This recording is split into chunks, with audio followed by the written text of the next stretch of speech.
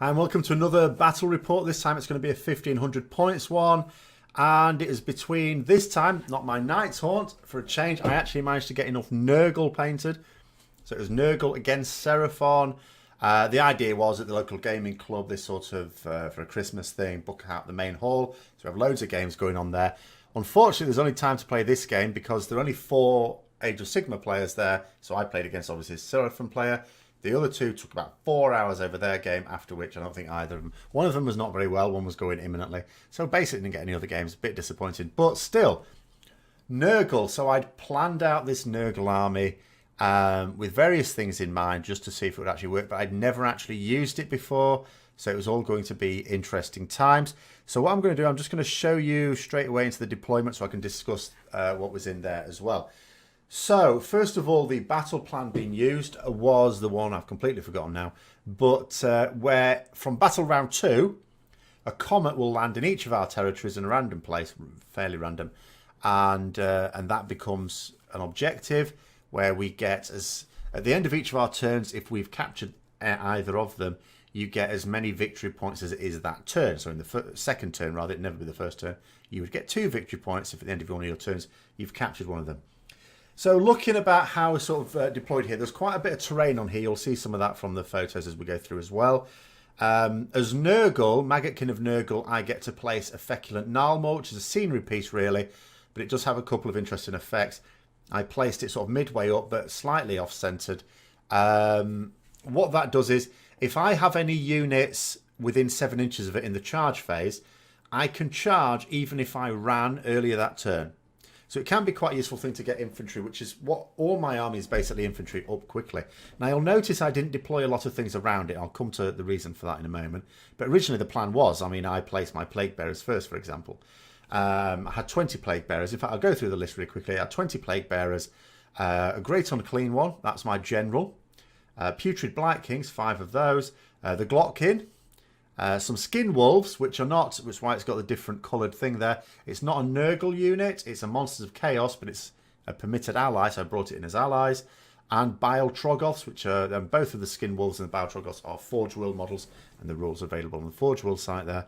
So it was very much all infantry, but not necessarily slow.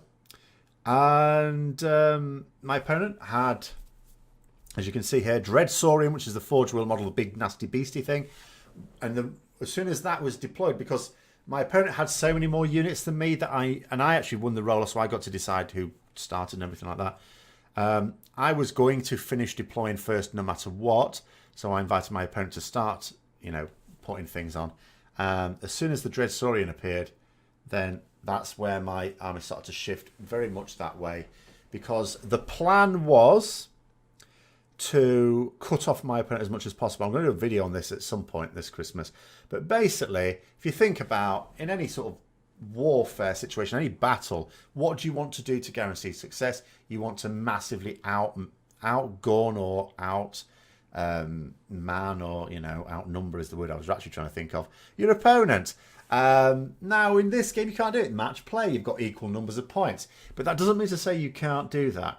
So there's several ways you can do it. One is when you're coming up with your army list, the more synergy you can build into that list, the more value you're getting for your points. And then it's almost like you're getting to spend more points. So my Great Unclean one, for example, I haven't gone for max beastiness on it. I've chosen the Doomday Bell, which is, as weapons go, not as good as the one he could have had instead, which would be the massive Bile Sword. But what it does is it gives everyone within 7 inches of him +3 inches to their movement characteristic. So for an infantry army, that can shift you up much more quickly. So that's absolutely fantastic. And then the other thing you can do is basically cut off your opponent. Have your army go against part of their army, crush that, and then move on, keep moving on. So you'll see how I enacted the plan for that as well later on. So the opponent, as well as the Dread Saurian, he had a Slann as his general, other hero as the Engine of the Gods, 3 units of Saurus Warriors, 2 units of Skinks, and a big old block of Saurus Knights. In between the Saurus Warriors and the Saurus Knights, you actually had a significant piece of terrain there. So that's hence the gap there.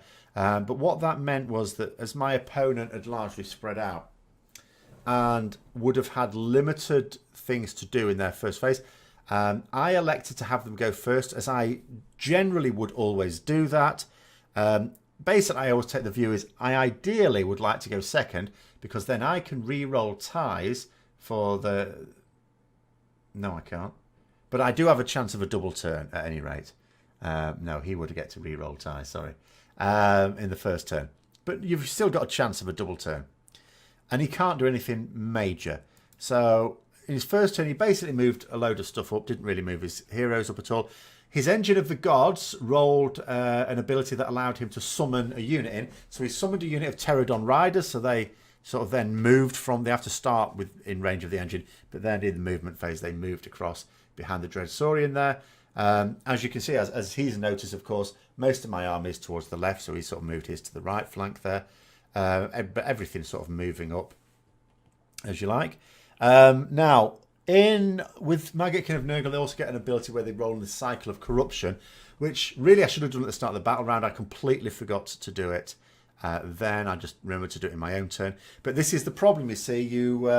I always say, when you're doing a new army, there's so many different rules, you will forget a lot. That's why you do the cheat sheet. Unfortunately, I was very busy at work, so I didn't have time to do a very good cheat sheet. It didn't contain everything I needed, and I forgot a lot of things. But that was the end of their turn. There wasn't a lot they could do. So it was basically then into my turn. Now, here was my plan. First of all, when I did roll on the Cycle of Corruption, what it meant was I could pick any three. It was like the number 6 thing, I think.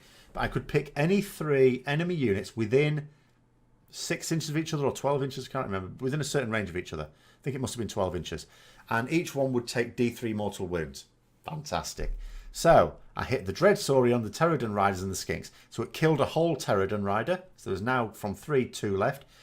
Did like 1 wound on the Dreadsaurian, never mind. Did a couple of wounds on the unit of Skinks. So, decent. So then in my hero phase, I gave myself a command point, of course. And then what I chose to do was cast some spells. So the Maggotkin and the Great Unclean One are both double wizards. They can both cast 2 spells, and they have a huge range of them.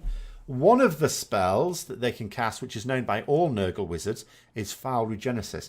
That allows me to reset the Cycle of Corruption to any point I want. So I've had my use out of the cycle that I'm currently on, and I thought, well, in the first phase, what you really want is the part of the cycle, the stage that gives you +2 inches to your movement. So I attempted to cast that spell, got it off. It wasn't unbound, so that meant that every Nurgle unit, this doesn't apply to the Skinwolves, got 2 inches to their movement, which meant if you're in range of the Great Unclean One, that was effectively like +5 inches to the movement. All of a sudden, my infantry's going to be a bit fast. So then I cast a few other things as well. A Mystic Shield on the Plague Bearers. The Maggotkin cast a spell on the Plague Bearers, which gave them an extra wound. So my Plague Bearers would now have 2 wounds each until the start of my next hero phase. Nothing else got off. So that was it. So it was time to move up. When I did that again, just pushing up towards the left. Excuse me, voice going. Moving actually the Baltroggos out of the way. The Baltroggos did actually start off in front of the Skinwolves, mostly because I have a bit of a panic about the Skinwolves. They are very destructive. They will, the whole purpose of me bringing them is to, against a tough unit, rip its belly out. So in the case of this army, the Dreadsaurian, it's there to not kill it, but to massively wound it. And remember, with a Behemoth, the more wounds you take off it, the weaker it becomes in terms of its attacks as well. So it was intended to be a sacrificial unit that I throw in there just to cause a lot of damage. And it should have caused a lot of damage. But it meant I had to get the Baltroggos out of the way, because Skinwolves are very weak. The only defensive thing they've got, they're not Nurgle, so I can't cast anything that will help heal them. The only defensive they've got is a 5-up armor save, which against the big beastie I'm about to send it to is not going to be that much use. And it has nothing else. So the idea was Skinwolves in first, then the Troggoths to finish it off. So I've got the Troggoths out of the way. Skinwolves can run and charge. So they've got a decent movement speed as well. So they got right up within charge range. So that wasn't going to be a problem. Moved the Maggotkin right up as well. Great Unclean One I moved to try and stay within range as many units as possible to keep providing that movement buff, because that was much more important. And then when it came to charges, I managed to charge in the Putrid Blight Kings into the Skinks. The Bile Troggoths would be sort of, Skinks and close to the Dreadsaurian as well. So, but not actually close enough. But the Skin Wolves into the Dreadsaurian in such a way as it also had to get into combat with the Skinks at the side of it there. Couldn't be helped. And then did its attacks. Now, it did actually do a fair amount of damage. Statistically, it didn't do as much damage as it should have done, so it was a poor set of rolls in a way, but it still took about 5 wounds off it, which was nonetheless a bit of a shock to the player of it, who then proceeded to try and munch them. He killed one of them. Technically, he should have killed the other 2. What he forgot later on, it transpired later on, because he got a couple of ones on something, and he was able to re-roll those ones, but he'd completely forgotten about it. So he would have basically, you would think, killed the rest of the unit off. But unfortunately, he forgot about that, so they stayed. Not that it would have mattered, because it took off enough wounds that it would be weaker, and the Baltrogosts and the Putrid Blackies, because they weren't going to, those Skinks weren't going to hang around, would then be into the Dreadsaurian. So I still had it sorted.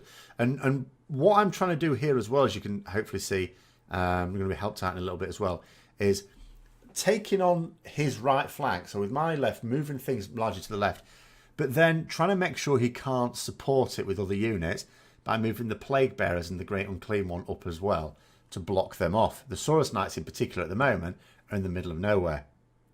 So when it came to turn 2, we rolled off and I won, so I got to go again. The Meteors arrived, and actually, as luck would have it, they both arrived on the same side there, which is where we were fighting anyway. So it would have been interesting had they appeared on the other side, because then I would have had to have committed some more units over to the right-hand side in order to, stop the Saurus just lapping up loads of victory points. But, I'd have had the capacity to do that. I was confident I could do that. But as it was, I moved the Plague Bearers up so it could be in charge range of the Saurus Warriors, the Great Unclean One up. The Baltrog's really getting stuck in now. So there were a couple of Skinks left. The Skin Wolves had another go at the Dreadsaurian and really did a lot of damage, even though 2 left. Still did quite a lot more damage to it. It didn't have much left at this point. And that was pretty much where it was. In terms of the magic phase, I wasn't able to recast the 2 wounds onto the Plague Bearers. It was down to 1 wound again.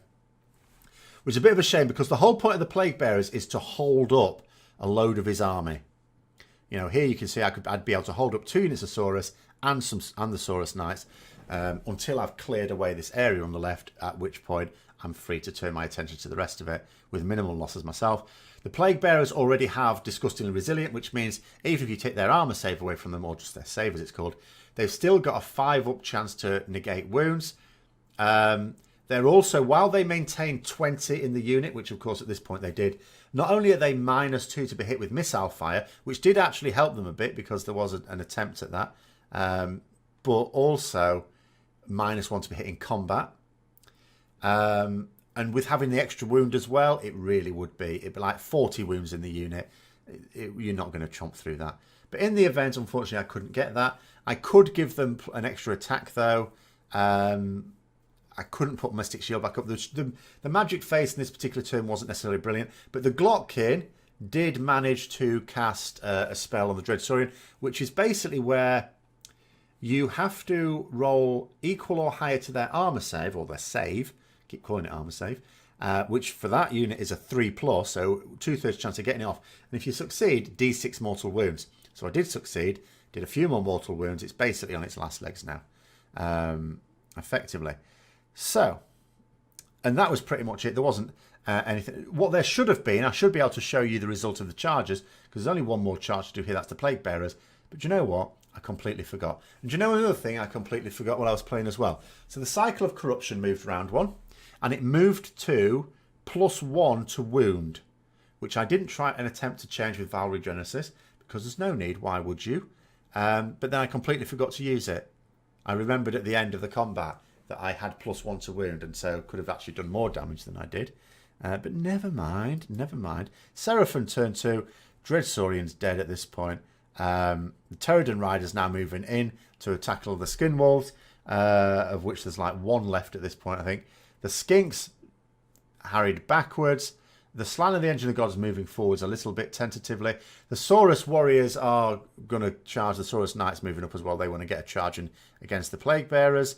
And the Saurus Warriors, the other unit Saurus Warriors, moving down as well. So the Seraphon player charged in the Skin Wolves with the Pterodon Riders. with the Saurus Warriors into the Putrid Blight Kings and Bile Troggoths, which was not necessarily going to go well for them. But the Saurus Knights failed their charge, so the other two units of Saurus Warriors just largely surrounded them as far as they possibly could. And then into the combat, the Saurus Warriors actually only managed to kill a few Plague Bearers. They managed to kill about 4 Plague Bearers. The Saurus Warriors were all but wiped out by the Putrid Blight Kings and the Bile Troggoths, of course. And the Terrigen Riders were never really going to do that great against the Skin Wolves either. So going into turn 3, and again, I won the roll-off. So you can argue at this point, definitely, there's a few little things gone my way. You know, the Meteor's been on the left-hand side. Stops me having to break up my army, even though I think I could absolutely cope with it being on the other side. But it helps. And the fact that I've won the rolls. So I've got to decide who goes first at each of the battle rounds so far. So indeed, this is like battle round 3, sorry. And I got to go, so I went first. I cast Foul Regenesis to move the Cycle of Corruption back to having +1 wound, +1 to wound. Determined that I would remember to use it this time. Did I remember to use it this time? No, not really. I did remember it for the very final combat, though. I didn't remember it on anyone else. So, turn 3, what I did, you know... oh, no, the Terrigen Riders were still there. Sorry, my mistake. But the Bile Troggoths and the Putrid Blight Kings were free, so they moved and advanced on the Skinks. At this point, I had 22 contagion points. So for those who are not familiar with Maggotkin of Nurgle, like Chaos units, or quite a lot of Chaos armies, and several others, Seraphon have a similar thing. I can get contagion points each turn. I get 3 contagion points if I have any of my units in my own territory. 3 if I have any in my opponent's territory. An extra 1 for either territory where there are no opposing units. And D3 contagion points from the Feculent Nalmor. So by Battle Round 3, I had 22 contagion points. And that allowed me to summon in some Plague Drones. 3 Plague Drones, which are basically Plague Bearers riding bug things. And they cost me 21 contagion points. So I just plonked them down just in case they were needed, because I wasn't quite sure where they were going to be needed. I sort of thought they might support the Great Unclean One against the Engine of the Gods in the next turn. But I just basically plonked them down there for now. For, you know, objective capturing purposes. I wasn't really worried about the right-hand side. It was well shored up. The Plague Bearers weren't dying, even with their Battle Shock test. Now, that was another cunning thing with the previous one. I should probably mention this. With the Battle Shock test, they didn't lose enough to need to take one.